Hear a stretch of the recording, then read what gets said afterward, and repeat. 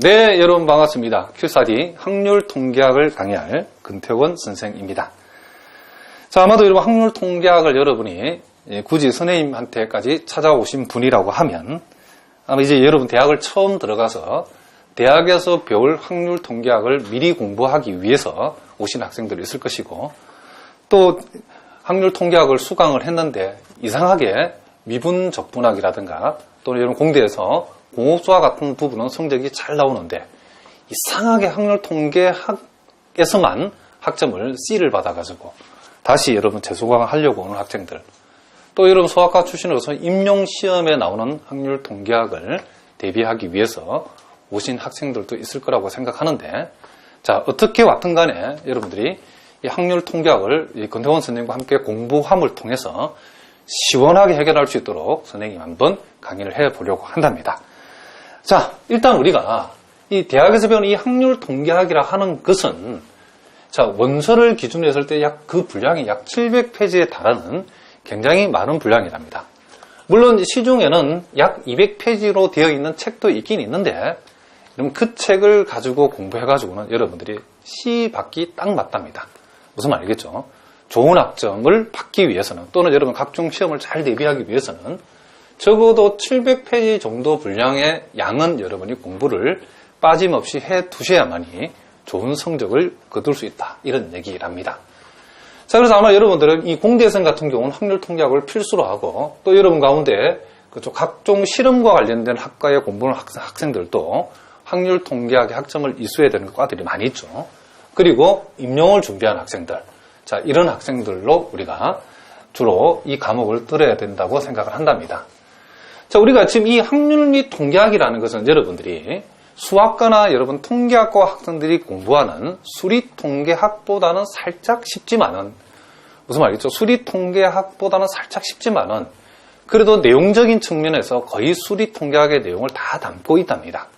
자, 그래서 여러분들이 공부를, 이 확률 통계 공부를 우리 여러분들이 가볍게 접근했다가는 여러분 굉장히 어려움을 많이 겪을 수 있답니다. 그래서 주어진 내용들을 빠짐없이 공부를 시원하게 다 해버리면 여러분들이 좋은 성적을 여러분 거둘 수 있을 거라고 생각을 한답니다. 대부분 학생들이 확률 통계학을, 그렇죠, 어려움을 느낀 학생들의 공통적 특징이 뭐냐면, 요 확률 통계학을 여러분이 고등학교 때 공부를 할 적에 많은 선생님을 통해서 암기 과목이라고 공부를 했기 때문에 다른 수학들은 이해를 해서 공부를 해야 되는데 확률 통계학에 들어갔을 때는 무조건 외워라. 그래서 어쨌든 여러분들이 그 대학 입시에서 나오는 시험, 대학 입학 시험에 나오는 그 내용만 맞추면 된다라고 해서 도대체 분포가 뭔지 영문도 모르고 그 공식만 달달달 외워가지고 겨우 시험 쳐서 들어온 학생들이 많이 있답니다. 그래서 대학에 와서도 확률 및 통계학을 암기 과목이라고 생각하고 이렇게 외워서 이 공부를 하려고 하다 보니까 망한 학생들이 많이 있답니다. 절대로 선생님이 단언하는데 이 확률 통계학은 암기 과목이 아니랍니다. 수학인데 가장 수학 같지 않게 생겼지만은 확률 통계학도 중요한 정의 증명에, 그렇죠, 많은 정의 증명을 요구하는 수학적 내용들을 담고 있고 여러분들이 이해를 철저하게 해야만이 풀 수 있는 그런 학문이라는 것을 여러분 절대로 잊어버리면 안 된답니다.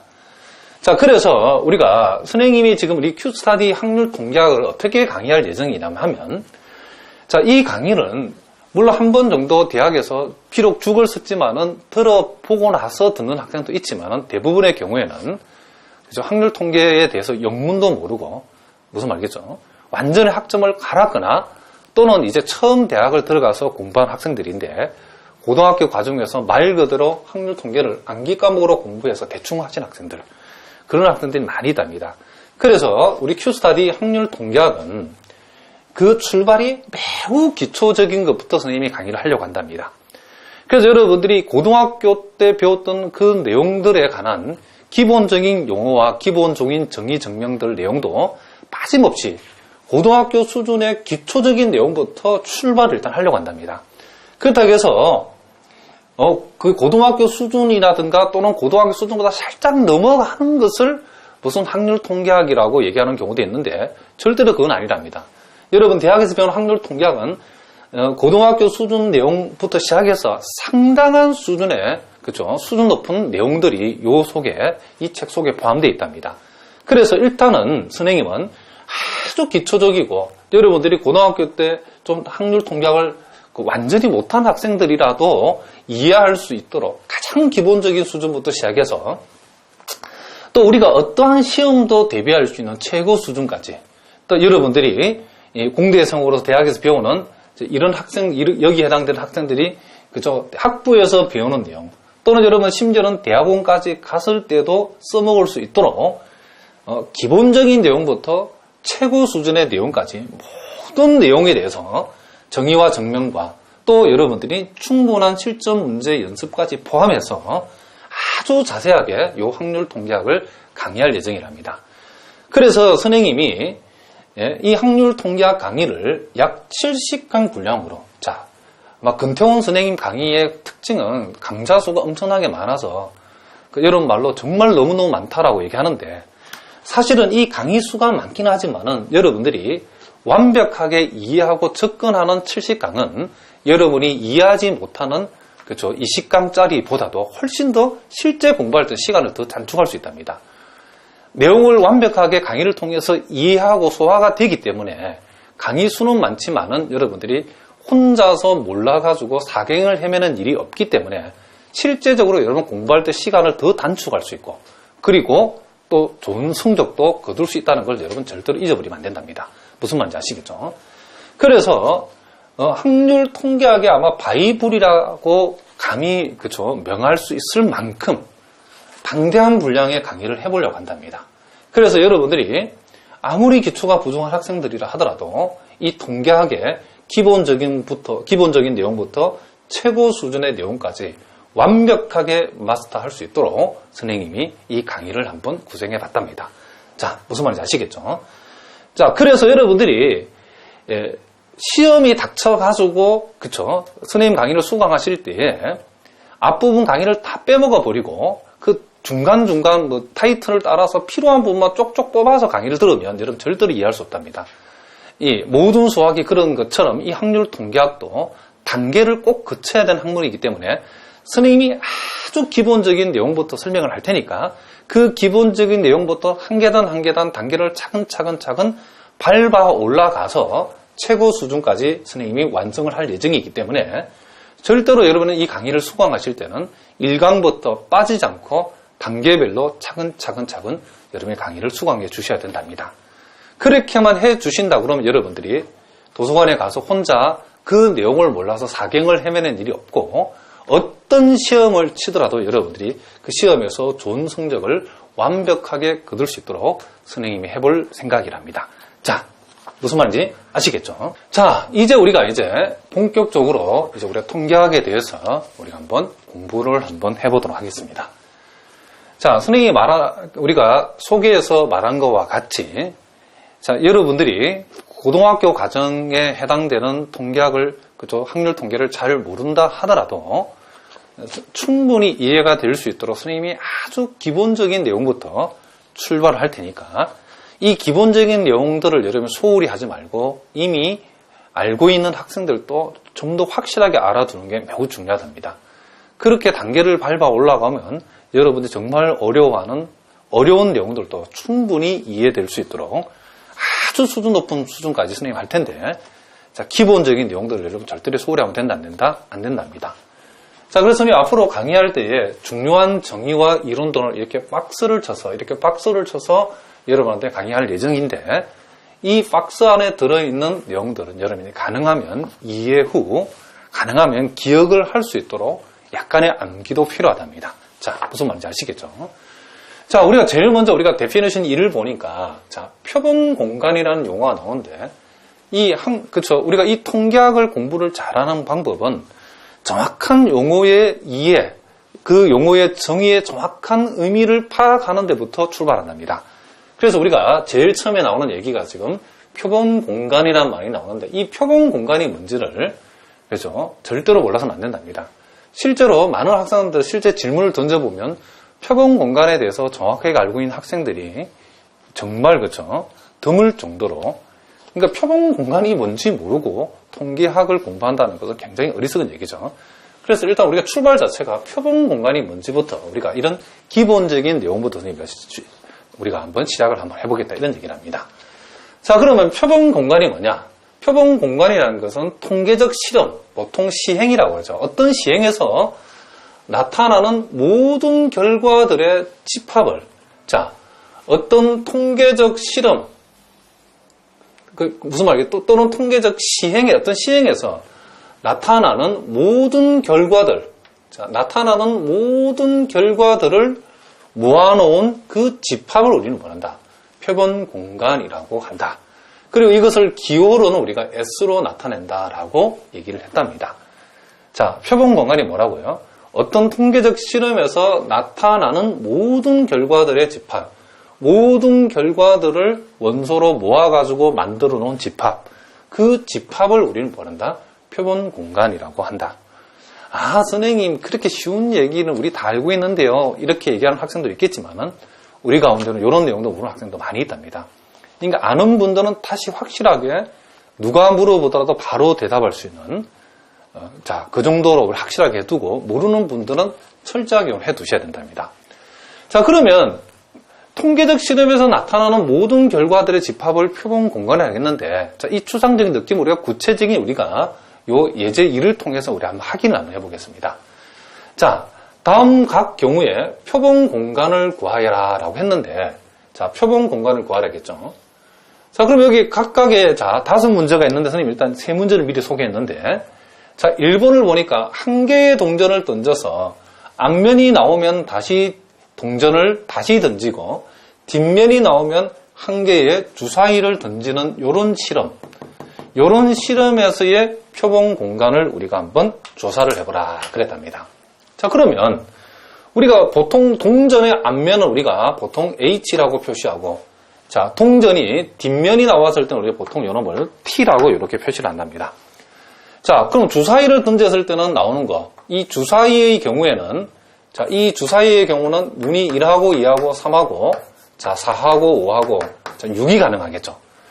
자, 그러면 우리가 일어날 수 있는 모든 결과들을 원소로 모아놓은 집합이 표본 공간에 있으니까, 자, 일단 우리가 여기서 생각해보고자 하는 표본 공간 S라고 하는 것은, 자, 나올 수 있는 모든 결과들을 우리가 생각해보면, 자, 첫 번째 동전을 던져서, 자, 앞면이 나오면 다시 동전을 던진다 했으니까, 자, 첫 번째 앞면이 나왔다. 그러면 동전을 다시 던지는데, 다시 던진 동전이 앞면이 또 나올 수 있죠. 그러니까 동전만 2번 던져서 앞면일 수도 있고, 첫 번째 동전이 앞면이 나왔다. H죠. 그리고 다시 동전을 던져서 뒷면이 나오는 경우도 있겠죠. 자, 일단 첫 번째 동전을 던졌을 때 앞면이 나왔을 때는 이어서 다시 동전을 던지기 때문에 동전만 2번 던지는 경우는 앞면하고 앞면, 뒷면 이런 그렇죠. 결과물이 있겠죠. 또 첫 번째 이제 동전을 던졌는데, 자, 여기 보니까 뒷면이 나오면 주사위를 이제 한번 던지자 했겠다, 알겠죠? 자, 첫 번째 동전을 던져서 뒷면이 나왔다. 그러면 주사위를 던지자 했으니까 뒷면이 나오고 주사위를 던져서 1이 나오는 경우하고, 뒷면이 나오고 주사위를 던져서 2가 나오는 경우하고, 뒷면이 나오고 주사위를 던져서 3이 나오는 경우하고, 뒷면이 나오고 주사위를 던져서 4가 나오는 경우하고, 뒷면이 나오고 주사위를 던져서 5가 나오는 경우하고, 뒷면이 나오고 주사위를 던져서 6이 나오는 경우. 자, 이렇게 바로 그렇죠. 요런 결과물들이 우리가 생길 수 있다는 것을 알 수 있답니다. 그러니까 한 개의 동전을 던져서 앞면이 나오면 다시 동전을 한 번 더 던지고, 뒷면이 나오면 주사위를 던진다는 이 실험에서 나타날 수 있는 모든 결과물들은 이렇게 된다는 것을 우리가 알 수 있답니다. 그러니까 동전 앞면, 동전 앞면, 뒷면, 그리고 동전 뒷면 주사위 1번, 동전 뒷면 주사위 2번, 뒷면 주사위 3번, 뒷면 주사위 4번, 뒷면 주사위 5번, 뒷면 주사위 6번. 이와 같은 실험에서는 이와 같은 결과물 외에는 다른 결과물이 나오지 않는다는 걸 우리가 알 수 있죠. 그래서 이 결과물들을 몽땅 다 모아서 원소로 해서 만든 요 집합 S를 가리켜서 우리는 말한다. 우리는 표본 공간이라고 부르겠다. 이런 얘기를 합니다. 자, 무슨 말인지 알겠죠? 자, 이미 우리가 알고 있는 분들도 많이 있지만 우리가 기초부터 공부를 해보자는 거죠. 자, 그럼 이제 두 번째, 한 개의 동전을 3번 던지는 실험이다. 자, 그럼 한 개의 동전을 3번 던졌을 때 나올 수 있는 모든 결과물을 적어버리면 요 실험의 표본 공간이 되겠죠. 한 개의 동전을 3번 던지다 했을 때에 3번 다 앞면이 나올 수도 있겠죠. 이렇게. 그리고 앞면이 2번만 나오는 경우, 자, 앞면이 2번만 나오는 경우는 이렇게 앞면, 뒷면일 수도 있고, 앞면, 뒷면, 앞면, 그리고 뒷면, 앞면, 이렇게 될 수도 있겠죠. 그리고 앞면이 한 번 나오는 경우는, 자, 앞면, 뒷면, 뒷면, 앞면, 그쵸, 뒷면. 그리고 뒷면, 앞면, 이럴 수도 있고, 앞면이 한 번도 나오지 않을 수도 있겠죠. 자, 요렇게, 예, 요와 같은, 그쵸, 내용들이, 결과물들이, 그쵸, 표본 공간을 완성한다는 것을 우리가 알 수 있답니다. 자, 무슨 말이겠죠? 이미 여러분 충분히 할 수 있는 아주 기본적인 내용들이죠. 자, 그리고 우리가 요 3번째 경우도 살펴보면, 한 개의 이제 동전을 3번 던질 때에 앞면이 나오는 횟수에 관한 실험이겠죠. 이제는 앞면이 나오는 횟수에 관한 얘기니까, 한 개의 동전을 3번 던졌을 때에 앞면이 한 번도 안 나오는 거, 횟수가 0번일 수도 있고, 앞면이 딱 한 번 나오는 경우도 있고, 앞면이 2번 나오는 경우도 있고, 앞면이 몇 번 나오는 경우도 3번 나오는 경우도 있죠. 그러니까 동전을 3번 던져서 앞면이 나오는 횟수에 관한 실험에 대해서의 표본 공간이라는 것은 무슨 말이겠죠? 앞면이 0번인 케이스하고 1번인 케이스하고 2번인 케이스하고 3개 다 앞면이 되는 케이스. 횟수가 0번인 경우, 1번인 경우, 2번인 경우, 3번인 경우 요 4가지가 표본 공간을 만든다는 것을 우리가 알 수 있답니다. 자, 무슨 말인지 아시겠죠? 자, 계속해서 우리가 4번, 5번 문제도 우리가 한번 살펴보도록 하겠습니다. 자, 4번 문제를 보니까 비누 공장의 생산 제품 중에서 자, 3개의 제품을 추출하여 검사한 뒤 불량품을 우리가 F로 표시하고 정품을 H로 표시했을 때에 불량품과 정품을 분류하는 경우에 우리가 이 실험에 있어서 표본 공간을 한번 정해보라 이런 얘기를 합니다. 자, 이 경우에 표본 공간이라는 것은 우리가 제품을 3개를 검사하기 때문에 그 제품에 불량품이 하나도 없는 경우 3개 다 정품일 수 있겠죠. 그리고 2개는 정품인데 하나가 불량품일 수도 있겠죠. 자, 그런 경우는 요런 경우하고 자, 요 경우하고 또 요런 경우가 있다는 것을 우리가 알 수 있답니다. 그리고 불량품이 2개가 나오는 경우는 요 경우하고 자, 요런 경우하고 그리고 요런 그죠 경우가 있겠죠. 그리고 3개 다 불량품일 수도 있겠죠. 자, 요렇게 적어주면 우리가 요 실험에서의 표본 공간임을 우리가 쉽게 알 수 있다. 이런 얘기를 합니다. 자, 이와 같이 우리가 1번부터 4번까지 이 표본 공간이 이와 같이 그죠? 이 개수를 카운팅할 수 있는 이런 경우도 있지만은 또 우리가 표본 공간에는 자, 이 5번과 같은 경우는 우리가 어떠한 조건식으로 나타내야 되는 그런 표본 공간도 있답니다. 그러니까 예를 들면 여기 나와 있는 것처럼 중심이 원점이고 반지름이 3인 원의 원주 및 내부에 있는 모든 점을 우리가 표본 공간으로 둘 수도 있답니다. 이런 문제들이 있죠. 그랬을 때는 요와 같은 경우에 표본 공간은 자, 요 x, y라는 점이죠. 그렇죠? 점인데 이게 중심이 원점이고 반지름이 3인 원이니까 x제곱 플러스 y제곱이 9보다 작거나 같다는 자, 요와 같이 표본 공간을 이렇게 영역이 되는 경우에 여기는 모든 점들이기 때문에 요놈을 이렇게 조건으로 이렇게 표시하는 경우도 있다. 이런 얘기를 합니다. 자, 그럼 다시 한번 볼까요? 그래서 우리가 이 표본 공간이라는 것은 어떤 통계적 실험에서 나타나는 모든 결과물을 빠짐없이 원소로 해서 만들어 놓은 집합을 우리는 말한다. 표본 공간이란다는 걸 여러분이 반드시 기억하셔야 된답니다. 자, 이제 우리가 또 두 번째 중요한 기본 용어 중에 하나가 우리 통계학에서 사상이라고 하는 이런 개념이 있는데, 자, 이 사상이 뭔지, 이 사상의 정의를, 이 데피니트에 나와 있는 정의를 보니까 사상이라고 하는 것은 표본 공간의 뭐다? 부분 집합이다. 자, 요게 핵심이죠.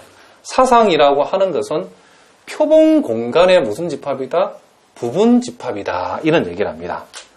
자, 이 말은 우리가 당장 예를 들어서 우리가 앞에서 봤던 어떤 표본 공간 중에 자, 동전을 3번 던졌을 때의 안면이 나오는 횟수에 관한 실험에 표본 공간을 나타내는 집합에서는 이렇게 됐다는 것을 알 수 있죠. 그러면 이 표본 공간에 대한 이 사상의 개수가 몇 개냐? 사상의 개수가 몇 개냐라고 이렇게 질문을 한다 그러면 우리는 금방 대답할 수 있어야죠. 왜? 사상이라고 하는 것은 어쨌든 이 집합 S의 뭐다? 부분 집합이니까. 사상이 몇 개나 나오냐? 이 말은 표본 공간, 그쵸? 표본 공간을 나타내는 이 집합 S의 부분 집합의 개수이기 때문에 그래서 우리가 사상의 개수를 물었다 그러면 이 원소 4개짜리 부분 집합의 개수니까 사상의 개수는 부분 집합의 개수만큼 나오죠. 그래서 16개가 된다라고 우리가 얘기할 수 있죠. 자, 무슨 말이죠? 당연한 우리가 얘기를 했답니다, 선생님이. 자, 다시 한번 봅시다. 사상이라고 하는 것은, 그쵸? 표본 공간의 뭐다? 부분 집합이다. 자, 그럼 우리가 예제 2번을 통해서 우리가 살짝 연습을 한번 해봅시다. 자, 비누의 완제품 중에서 3개를 추출하여 검사한 후 정품과 불량품으로, 자, 여기서는 정품을 우리가 T라고 표시한다겠죠. 자, 정품을 T라고 표시하고 불량품을 F로 표시해서 구별할 때에 불량품의 개수가 1개 이상인 사상은 그죠? 어떻게 되는가? 이런 얘기를 합니다. 그럼 우리가 참고로 우리가 표본 공간을 먼저 한번 생각해 봅시다. 자, 뭘 생각하자? 표본 공간을 우리가 한번 생각해 보면, 자, 표본 공간을 나타내는 집합에서는, 자, 비누의 완제품 중에 3개를 추출해서 정품과 불량품을 구분한다고 했으니까, 요거는 케이스가 3개 다 정품이 될 수도 있겠죠. 그리고 불량품이 하나만 있는 경우, 자, 요런 경우하고, 자, 요런 경우가 있겠죠. 자, 불량품이 하나만 있는 경우, 또 불량품이 2개가 들어있는 경우,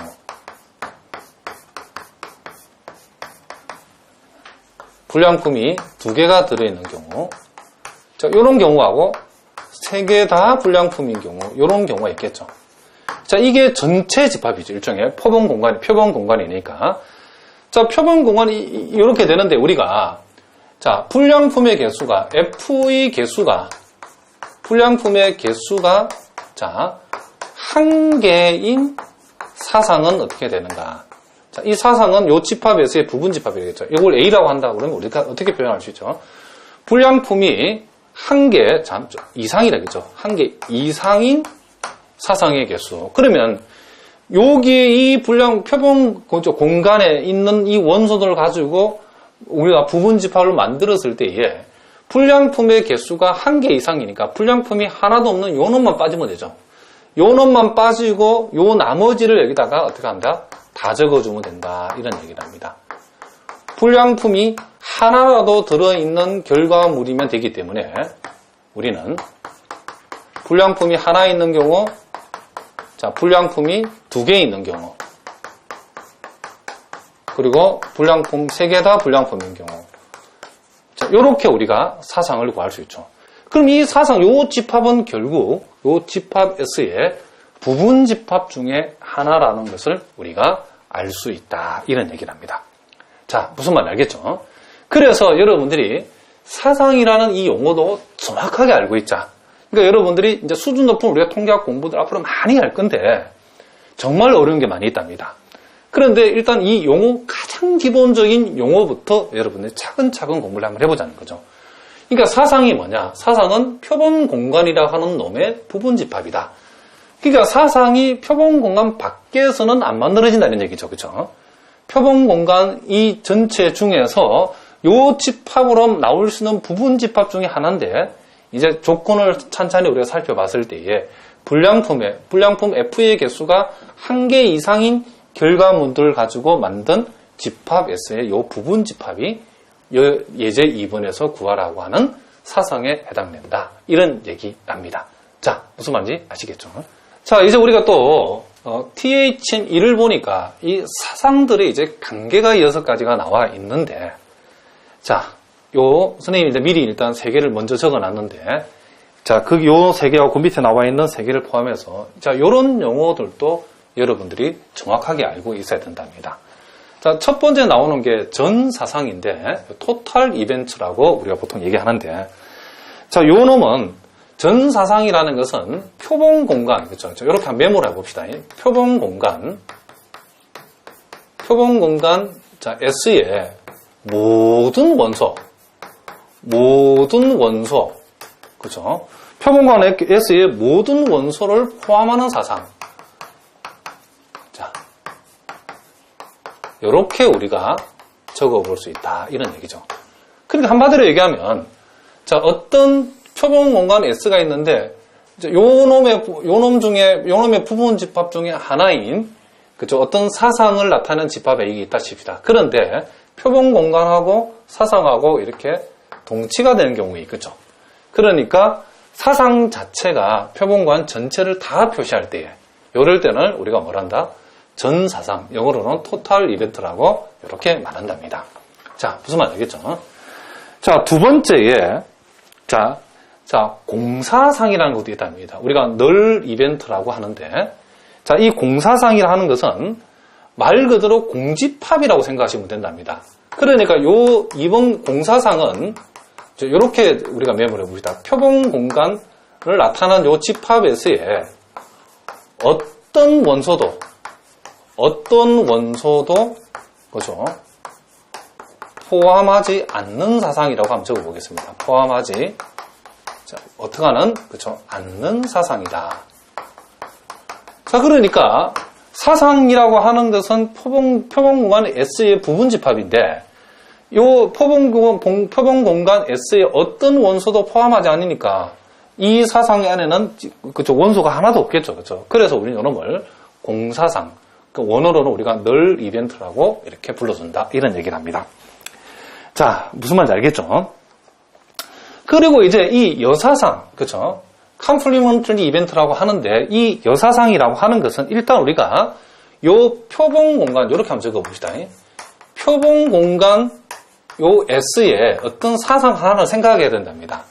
표본 공간 S에, 그쵸? 어떤 사상 E, 요 사상 E를 우리가 생각했을 때에, 어떤 사상 E에는, 그쵸? 사상 E에는 속하지 않는, 요 표본 공간 S에 우리가 사상, 요놈의 한 부분 집합 중에 하나인 집합 E를 생각했을 때에, 집합 E에는 속하지 않는, 집합 E에는 속하지 않는 원소들, 그쵸?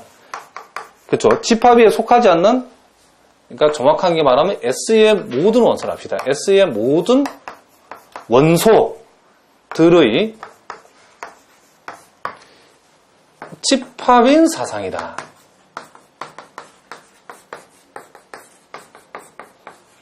자, 우리가 보통 요놈을 이 바라고도 표시하고 또는 이 컴플리먼트라고도 표시하는데 일종의 여집합을 생각하면 되겠죠. 그러니까 집합 S의 표본 공간을 나타내는 집합 S의 부분 집합 중에 하나는 사상 E를 우리가 생각했을 때에 요 사상 E에 들어있지 않는 원소들을 가지고 만든 집합인 사상들을 우리는 요 E 입장에서는 여사상 내지는 우리가 보통 집합으로 나왔을 땐 여집합이라고 이렇게 표시해주면 된다. 이런 얘기를 합니다. 자, 그러니까 여사상이라고 하는 것은 E에는 들어있지 않는 원소들을 가지고 만든 사상들을 우리는 말한다. 이 입장에서 여사상이라고 얘기한다. 원어로는 우리가 컴플리먼터리, 그죠? 컴플리멘터리 이벤트라고 얘기한다. 이런 얘기를 합니다. 자, 무슨 말인지 아시겠죠? 자, 이제 네 번째 우리 합사상, 곱사상, 자, 그리고 배반사상이 나와 있는데, 자, 요놈은 선생님이 미리 좀 필긴 했는데 요 내용을 여러분 먼저 꼭 한번 적어 보시기 바랍니다. 자, 요건 물론 여러분들이 인쇄로 여러분 미리 해놓을 수도 있지만은 이 중요한 용어들은 여러분이 꼭 한번 써보셔야 된답니다. 결코 요 쓰는데 드는 시간이 낭비가 아니랍니다. 자, 무슨 말 알겠죠? 자, 다 쓴 줄 믿고 이제 선생님 한번 같이 한번 살펴보겠습니다.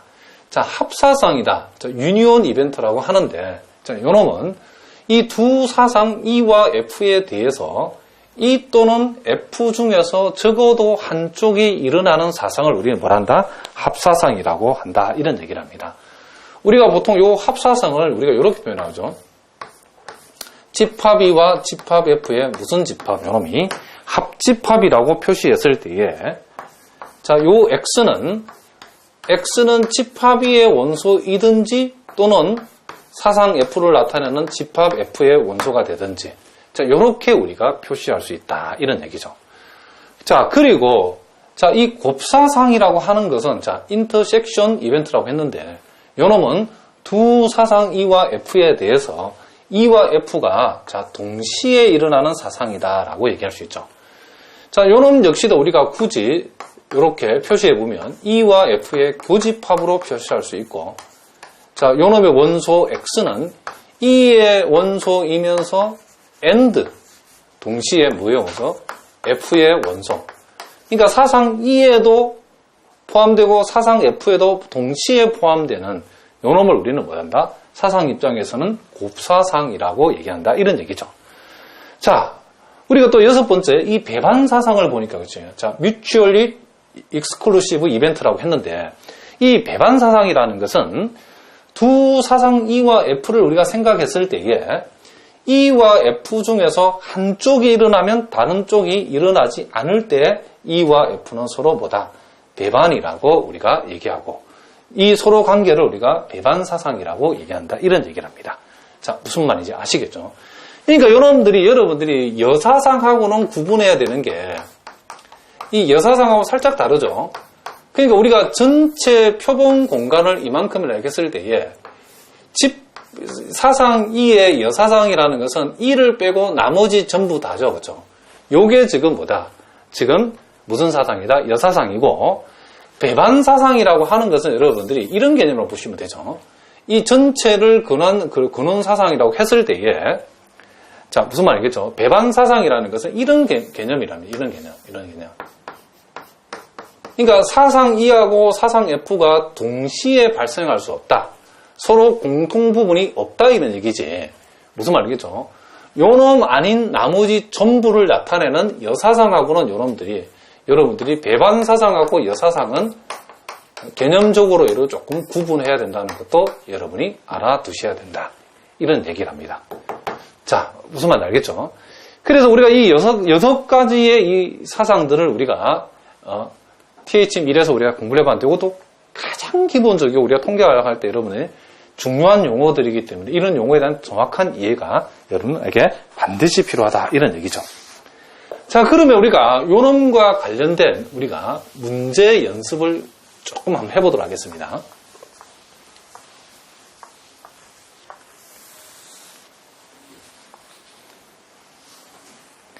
자, 여러분 교재의 예제 3번 문제를 우리가 살펴보니까 자, 한 개의 주사위를 던지는 실험, 그죠? 자, 한 개의 주사위를 우리가 던지는 어떤 실험이 있는데, 자, 거기에서 그럼 요놈의 그죠? 표본 공간 집합 S는 당근 1하고 2하고 3하고 4하고 5하고 6이 되겠죠. 그런데 거기 보니까 자, 요놈의 부분 집합 중에 하나인 사상 1을 1, 2, 3이다. 그러니까 하나의 주사위를 던졌을 때에 1, 2, 3이 나오는 사상을 2라고 했고 사상 F는 1, 3, 5라고 이렇게 뒀답니다. 자, 이렇게 뒀을 때에 자, 표본 공간은 우리가 금방 구했죠. 이랬을 때 두 번째는 두 사상의 합사상을 생각해 보라. E와 F의 무슨 사상? 자, 합사상이라고 하는 것은 말 그대로 E와 F의 뭘 나타낸다? 합집합을 나타내는 거죠. 그러니까 요놈 합집하니까 1하고 2하고 3하고 뭐가 된다? 5가 되는 거고. 그리고 곱사상을 우리가 한번 생각해 보라 그랬죠. 곱사상. 자, 요놈은 E하고 F의 뭐가 된다? 공통부분이 되는. 요놈 공통부분이 1하고 3이죠. 그러니까 1하고 3이라는 것을 우리가 금방 알 수 있고. 그리고 집합이의 여사상을 생각해 보라 그랬죠.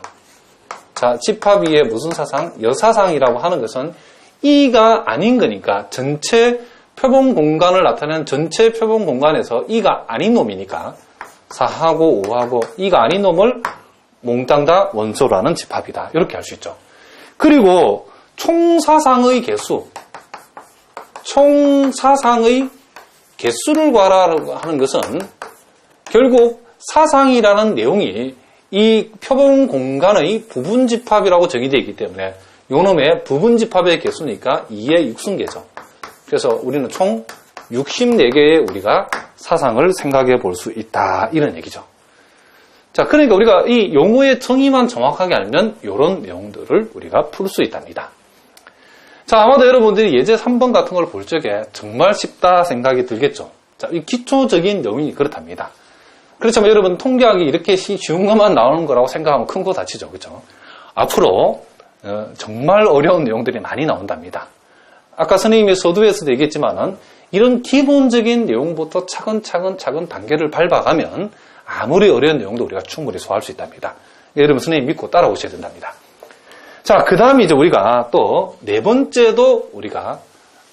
문제도 우리가 한번 간단하게 연습을 한번 해보겠습니다.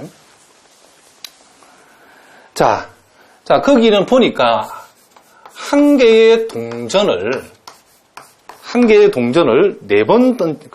동전을 던져서 앞면이 나오면 H, 뒷면이 나오면 T라 했을 때의 얘기죠. 자, 한 개의 동전을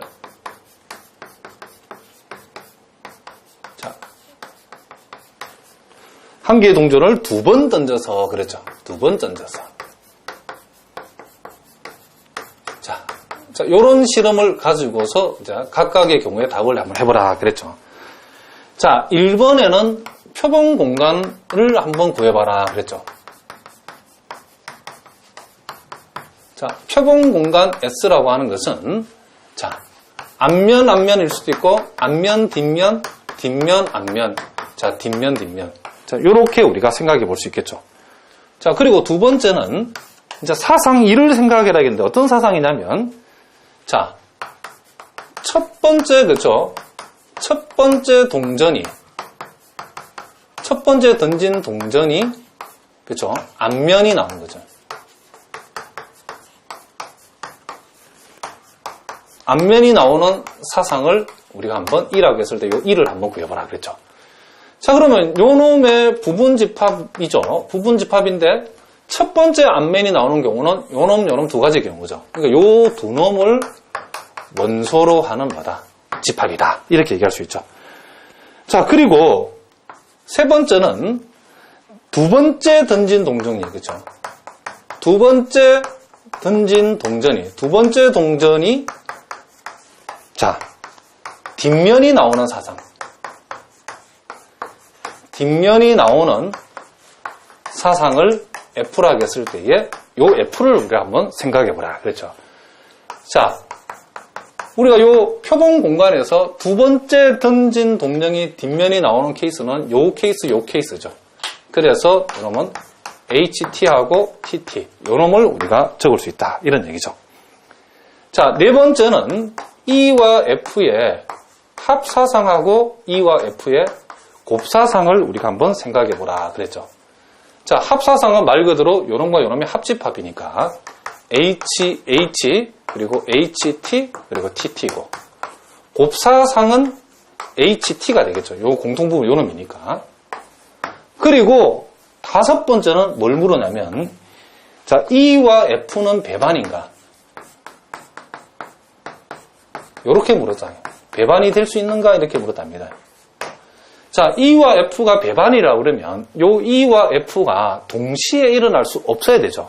그런데 보다시피 E에서 요놈하고 F에서 요놈은 E와 F의 요 케이스는 동시에 일어나는 경우가 생겼죠.